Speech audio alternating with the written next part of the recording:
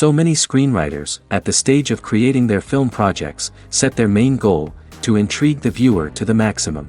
This is what happened with this series. At the same time, many people believe that in every TV series there must be some tension by the end of the episode, otherwise it will not be interesting to the viewer. That is why this effective method is still used by the authors. Meanwhile, the episode release date has already been determined. Spectators will be able to see a new episode on January 16th. We can only wait for the cherished date and make our own assumptions about the plot. The excitement around the series continues to build. And the amazing effects of the series will help you enjoy watching even more. And every viewer hopes to get the most out of the upcoming episode. Let's trust that it will live up to all of our expectations. The lingering hours until the premiere can be filled by watching other amazing series. But choosing a series to watch is not an easy thing to do. But don't despair, just follow our recommendations.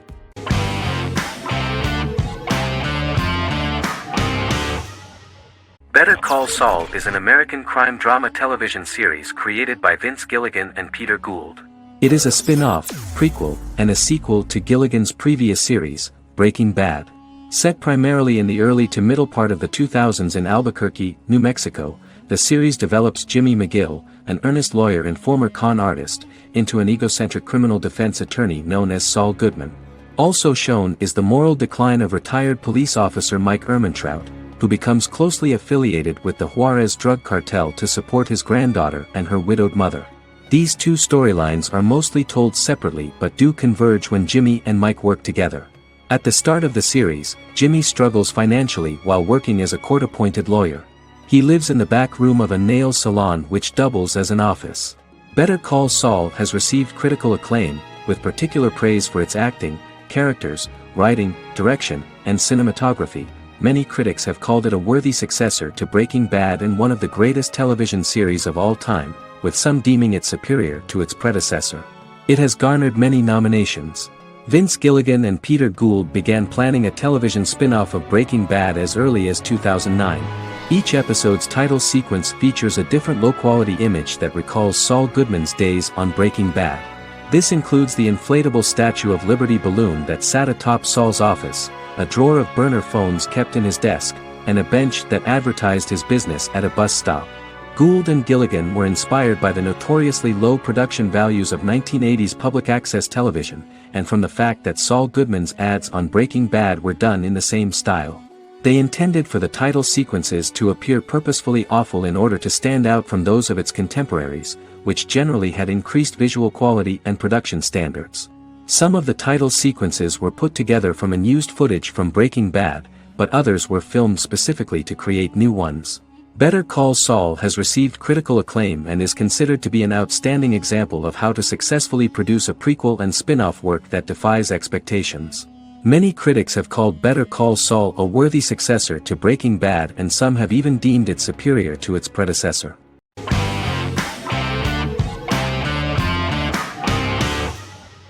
Yellowstone is an American drama television series created by Taylor Sheridan and John Linson that premiered on June 20, 2018, on Paramount Network.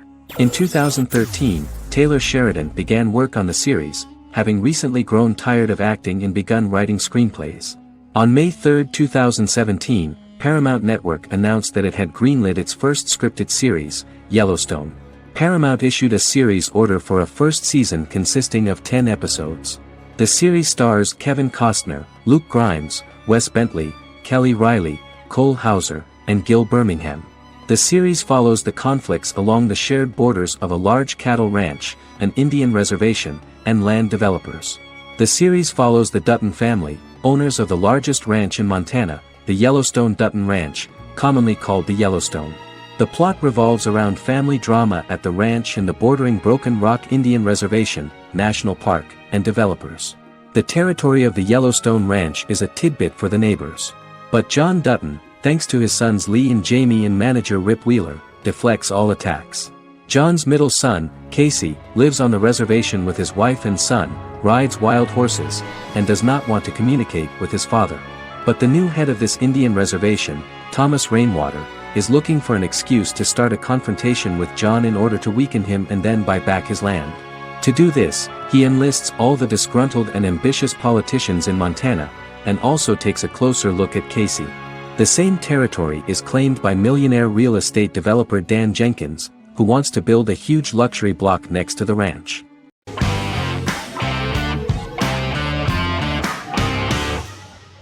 Lost is an American drama television series that aired on ABC from 2004 to 2010, over 6 seasons, comprising a total of 121 episodes.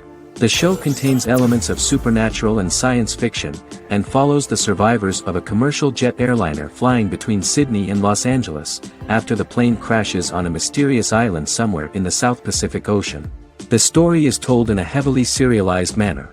Episodes typically feature a primary storyline set on the island, augmented by flashback or flash-forward sequences which provide additional insight into the involved characters. Developed as a television adaptation of the 2000 Tom Hanks film Castaway, Lost was created by Jeffrey Lieber, J.J. Abrams, and Damon Lindelof, who share story writing credits for the pilot episode, which Abrams directed. Throughout the show's run, Lindelof and Carlton Cuse served as showrunners and head writers, working together with many other executive producers and writers. Due to its large ensemble cast and the cost of filming primarily on location in Oahu, Hawaii, the series was one of the most expensive on television, with the pilot alone costing over $14 million. Lost has regularly been ranked by critics as one of the greatest television series of all time. The first season had an estimated average of 16 million viewers per episode on ABC. During its 6th and final season, the show averaged over 11 million US viewers per episode. Lost was the recipient of hundreds of industry award nominations throughout its run and won numerous of these awards, including the Emmy Award for Outstanding Drama Series in 2005. The plot of the first episode of the first season turned out to be very interesting. Oceanic Airlines Flight 815, a commercial airliner flying from Sydney to Los Angeles, hits turbulence and breaks apart in mid-air and crashes on a deserted tropical island in the South Pacific, with 48 survivors of the initial crash. Mysterious roars are heard from the jungle and trees are found knocked over. Jack, Kate and Charlie set out into the jungle to find the cockpit of the airplane so they can send out a distress signal using the plane's transceiver. They also find the pilot, who survived the crash and informs them that the plane had been steered more than 1,000 miles off course before it crashed, and thus any rescuers would be looking in the wrong place.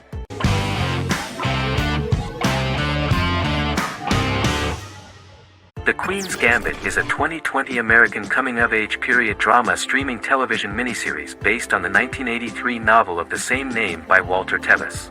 The title refers to the Queen's Gambit, a chess opening. The series was written and directed by Scott Frank, who created it with Alan Scott, who owns the rights to the book.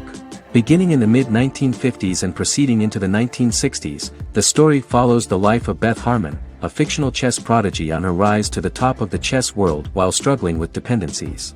Netflix released The Queen's Gambit on October 23, 2020. After 4 weeks it had become Netflix's most watched scripted miniseries, making it Netflix's top program in 63 countries. The series received critical acclaim, with particular praise for Taylor-Joy's performance, the cinematography, and production values. It also received a positive response from the chess community for its accurate depictions of high-level chess, and data suggests that it increased public interest in the game. The first episodes were immediately loved by millions of viewers. The plot was very intriguing. In 1950s Lexington, Kentucky, an 8-year-old Beth, having lost her mother in a car crash, is taken to an orphanage where she is taught chess by the building's custodian, Mr. Schabel. She quickly becomes a strong chess player due to her visualization skills. A few years later, Beth is adopted by childless suburban couple Alma and Alston Wheatley. As she adjusts to her new home, Beth enters a chess tournament and wins despite having no prior experience in competitive chess. Alma is initially resistant to Beth's interest in chess, but after Beth wins her first tournament, Alma is fully supportive of her adoptive daughter's sojourns to enter various chess competitions. With help from her oldest friend Jolene, whom she grew up with in the orphanage, she prepares for her biggest challenge yet, a major international chess tournament against the world's best players in Moscow.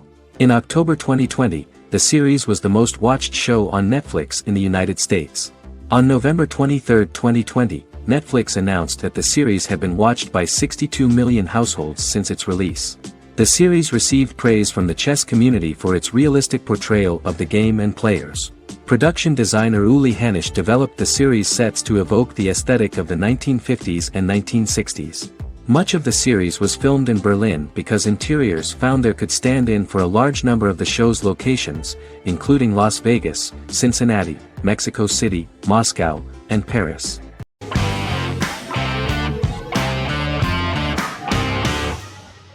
Magnificent Century is a Turkish historical fiction television series. It is based on the life of Ottoman Sultan Süleyman the Magnificent, the longest reigning sultan of the Ottoman Empire, and his wife Hürrem Sultan, a slave girl who became the first Ottoman Haseki Sultan. It also shines the light on the era known as the Sultanate of Women. The show generated controversy and complaints from some viewers, for what they referred to as a disrespectful, indecent and hedonistic portrayal of the historical sultan. Turkey's Radio and Television Supreme Council claimed they had received over 70,000 complaints about the show and warned Show TV to publicly apologize for wrongly exposing the privacy of a historical person. The Prime Minister Recep Tayyip Erdogan condemned the show as an effort to show our history in a negative light to the younger generations. An MP for the governing Justice and Development Party, Oktay Saral, went further, threatening to outlaw the misrepresentation of historical figures. The series is popular in many countries around the world. In Greece, the series has become quite popular for people of all socio-economic backgrounds and ages. Many Greek viewers enjoyed the visuals and oriental decorations present in the show, as well as the cultural proximity and historical ties between the two countries. It has become so popular that Bishop Anthimos of Thessaloniki and the Golden Dawn Party condemned the show and urged Greeks not to watch it.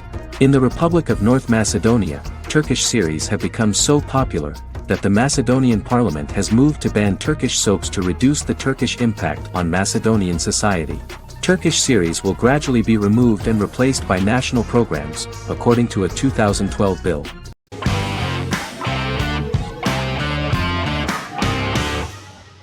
The Tenth Kingdom is an American fairy tale fantasy miniseries written by Simon Moore. It depicts the adventures of a young woman and her father after they are transported from New York City, through a magical mirror, into a parallel world of fairy tales. From the first episode, the series has won the hearts of millions of people around the world. In a hidden realm, fairy tale characters inhabit 9 magical kingdoms where an evil queen plots to rule them. She is held in a 4th kingdom prison. This kingdom is under the rule of Prince Wendell, the spoiled, arrogant grandson of Snow White. Weeks before his coronation ceremony, the queen enlists the help of the brutal Troll King and his 3 children to release her right before the prince makes his annual visit to the prison. Prince Wendell is captured by the evil queen, who is his wicked stepmother. She turns him into a golden retriever while her very own retriever is transformed into a facsimile of Wendell. In a panic, the transformed prince flees through the prison, stumbles across a mirror portal in the basement, and is transported to New York City. The Troll King orders his bumbling children Burley, Blabberwort, and Bluebell to bring back the escaped prince while the queen releases a half-wolf prisoner to retrieve him instead. Meanwhile, regular Manhattan inhabitants, headstrong waitress Virginia Lewis and her oafish father Tony are entangled in the mishaps caused by the new magical arrivals to the city, including Wolf falling helplessly in love with Virginia and Tony being given 6 wishes, which he foolishly uses for personal gain, upon which they have a tendency to backfire.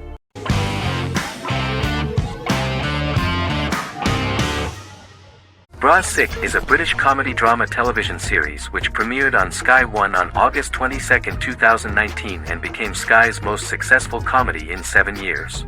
The series follows the lives of Vinnie O'Neill and his friends in the fictional town of Hawley. The first series consists of 6 episodes, which concluded on September 19, 2019, receiving positive reviews.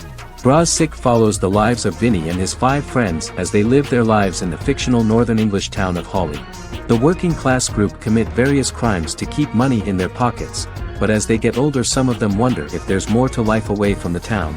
Lucy Mangan of The Guardian, reviewing the series, gave it 4 out of 5 stars, saying, "It is a hilarious, warm, brutal melange that works because it has heart without sentimentality and authenticity without strain."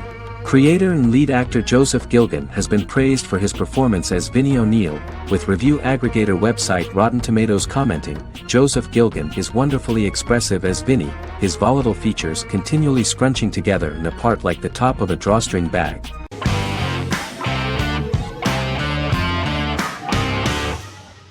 Good Omens is a fantasy comedy series created and written by Neil Gaiman, based on his and Terry Pratchett's 1990 novel of the same name. Michael Sheen and David Tennant lead a large ensemble cast as Aziraphale and Crowley respectively, an angel and a demon. Set in 2018, the series follows the demon Crowley and the angel Aziraphale, longtime acquaintances who, having grown accustomed to life on Earth as representatives of heaven and hell, seek to prevent the coming of the Antichrist and with it Armageddon, the final battle between heaven and hell. Pratchett and Gaiman had planned to adapt Good Omens as a movie for years, with various directors and writers attached to the project along the way. In 2011, a television series, written by Terry Jones and Gavin Scott, was first reported to be in the works but no further plans were announced. After Pratchett's death, Gaiman refused to ever consider working on the adaptation alone but changed his mind when he received a letter from Pratchett, written to be sent after his death, urging him to finish the project. The first episode was very interesting to many viewers.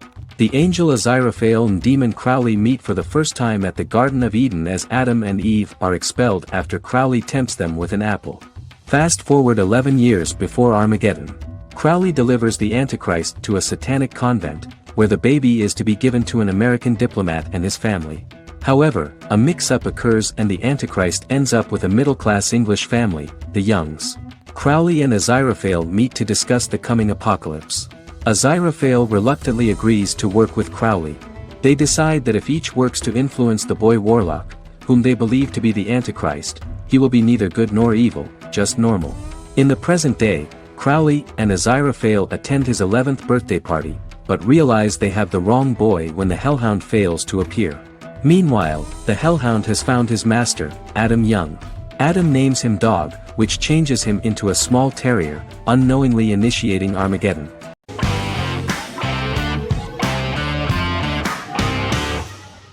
The Office is an American sitcom television series. Based on the 2001 to 2003 BBC series of the same name created by Ricky Gervais and Stephen Merchant, it was adapted for American television by Greg Daniels. The Office was met with mixed reviews during its short first season, but the following seasons, particularly those featuring Carell, received significant acclaim from television critics as the show's characters, content, structure, and tone diverged considerably from the British version. This season introduced the main characters, and established the general plot, which revolves around Michael Scott, regional manager of the Scranton branch office, trying to convince the filmmakers of the documentary that he presides over a happy, well-running office. Meanwhile, sales rep Jim Halpert finds methods to undermine his cubemate, Dwight Schrute. Receptionist Pam Beasley tries to deal with Michael's insensitivities and flubs, and temporary employee Ryan Howard is acting mostly as an observer of the insanity around him. The first episode received largely mixed reviews from critics. After the first episodes, critics thought The Office would be another failed remake of a British comedy. Despite these criticisms, the remainder of the season earned mostly positive reviews among critics. The filming process is organized in such a way that the series took the form of a kind of reality show. Most of the dialogues in which are built on improvisation, and the actors do not know where the camera is at the moment. The first season was filmed in a real office. During the second season, NBC moved filming to a special studio that replicated the setting of the first season, including plaques and testimonials hanging on the walls. A detailed script was written for each episode of the series, but the actors were always given the opportunity to improvise. In early episodes, the camera crews were limited primarily to office space, but as the show expanded, the characters' personal lives were included, and the cameras took on the ubiquitous, even haunting function of making a character's entire life available to the viewer. Cameras begin to accompany the heroes from the office and to their homes.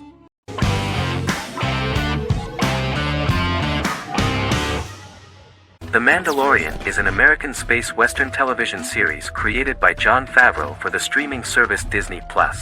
It is the first live-action series in the Star Wars franchise, beginning 5 years after the events of Return of the Jedi.